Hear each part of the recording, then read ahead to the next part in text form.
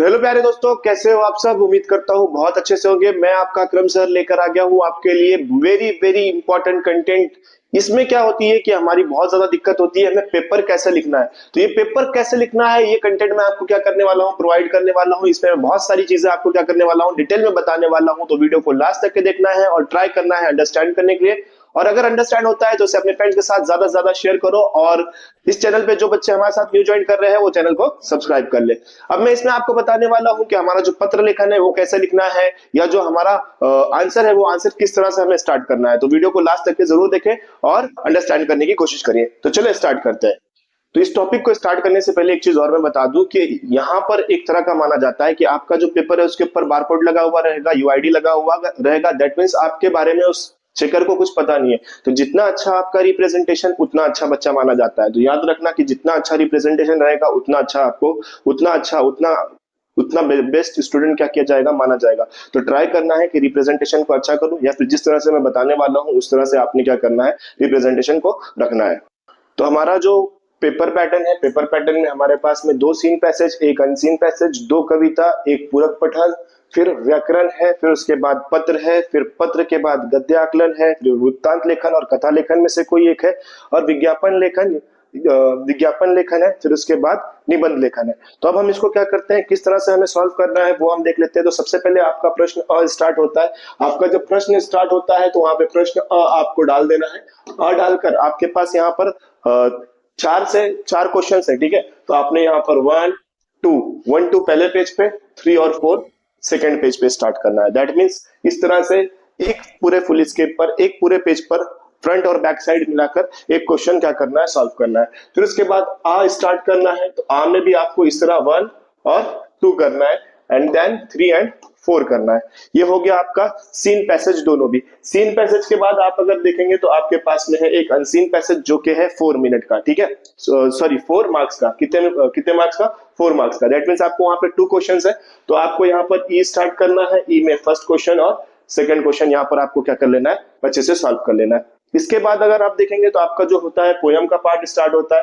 Poem में आपके पास दो कविता है, 6-6 मार्क्स के लिए। तो आपने यहाँ पर ट्राई करना है कि जो आपकी कविता है वो कविता, दैट मीन्स क्वेश्चन अ और यहाँ पे क्वेश्चन आ जाए। और अगर आपको लगता है कि नहीं, आपका यहाँ पे नहीं आ रहा है, तो आप सेकंड पेज पे भी क्या कर सकते हो, उसको कन्वर्ट कर सकते हो। दैट मीन्स सपोज आपका क्वेश्चन वन और यहाँ पर क्वेश्चन टू आया, और यहाँ पे सपोज क्वेश्चन टू, तो यहाँ पर आपने क्या करना है, क्वेश्चन थ्री लिखना है। जो जगह बची हुई है उसको इस तरह से कर देना है। सिमिलरली आपको आ का भी करना है यहाँ पर, ठीक है। सिमिलरली आपको आ का भी करना है। यहाँ पर वन, यहाँ पर टू, और नेक्स्ट पेज पर इसी तरह से आपको क्या कर देना है, थ्री कर देना है। तो इस तरह से हमारा जो पैसेज और पोयम का पार्ट होगा वो क्या हो जाएगा, कंप्लीट हो जाएगा। और याद रखना कि हर क्वेश्चन के बाद आप क्या कर दोगे, इस तरह से अंडरलाइन कर दोगे, क्योंकि मैंने आपको बताया कि जितना अच्छा आपका रिप्रेजेंटेशन रहेगा उतना अच्छा बच्चा क्या किया जाता है, माना जाता है बोर्ड के अंदर। तो रिप्रेजेंटेशन जितना अच्छा रहेगा उतना अच्छा।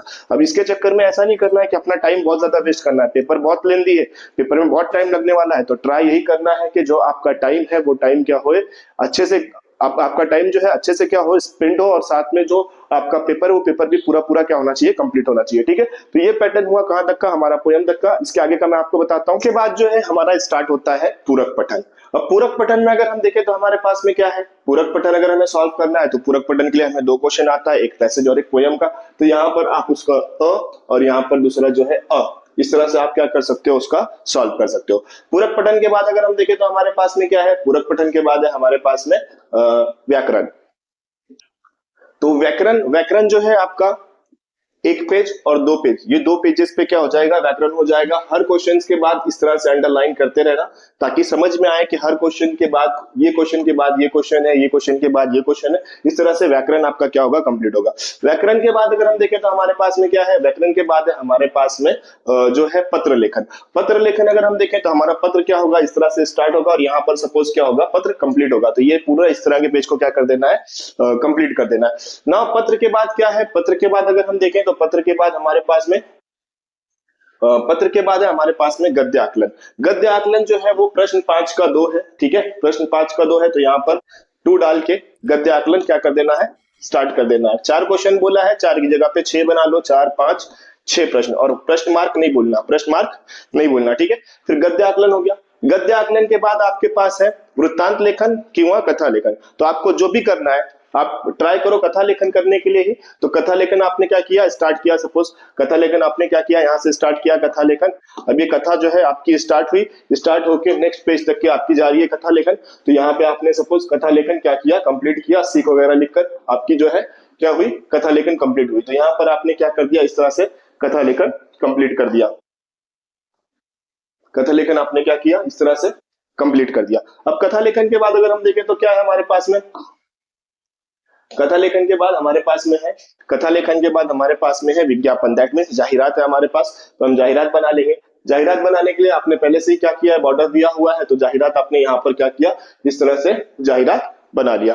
एक पेज पे जाहिरात बहुत आसानी से कंप्लीट हो जाएगा। फिर उसके बाद है आपका लास्ट क्वेश्चन, क्या है लास्ट क्वेश्चन आपका, लास्ट क्वेश्चन अगर हम देखें तो हमारा निबंध लेखन है। निबंध लेखन में आपने देखा हुआ 3 टॉपिक है, तीनों में से कोई एक टॉपिक करना है। तो वो एक टॉपिक आपको क्या करना है, यहाँ से नए पेज से स्टार्ट करना है, एक पेज एंड हाफ पेज, इस तरह से 1.5 पेज में कंप्लीट करने की कोशिश करना है। तो इस तरह से पूरा पैटर्न क्या होगा, सॉल्व किया जाएगा।